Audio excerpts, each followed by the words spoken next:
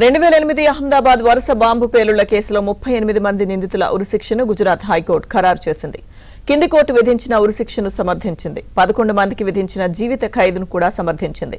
దేశ చరిత్రలో ఒకే కేసులో ఇంత పెద్ద సంఖ్యలో అంటే 38 మందికి ఉరిశిక్షలు ఖరారు కావడం ఇదే మొదటిసారి.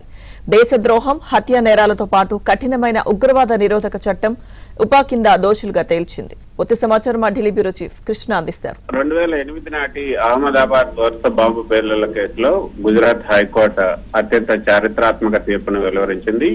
ఈ కేసులో కింది కోర్టు 38 మంది నిందితులకు విధించినటువంటి మరణ శిక్ష, అదేవిధంగా 11 మందికి విధించినటువంటి జీవిత ఖైదును హైకోర్టు ధృవీకరిస్తూ తుది తీర్పు ఇచ్చింది.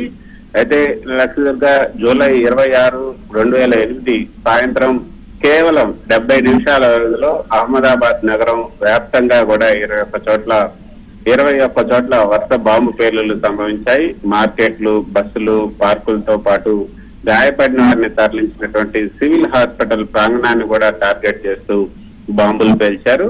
ఈ దారుణ ఉగ్రదాడిలో 56 మంది అమాయకులు మరణించారు. 246 మందికి పైగా తీవ్రంగా గాయపడ్డారు. అప్పట్లో అది సంచలనం రేపినటువంటి ఘటన 2008లో. అయితే నిషేధిత ఉగ్రవాద సంస్థ ఇండియన్ ముజాహిద్దీన్ అలాగే సిమీకి చెందినటువంటి నెట్వర్క్ ఈ దాడులకు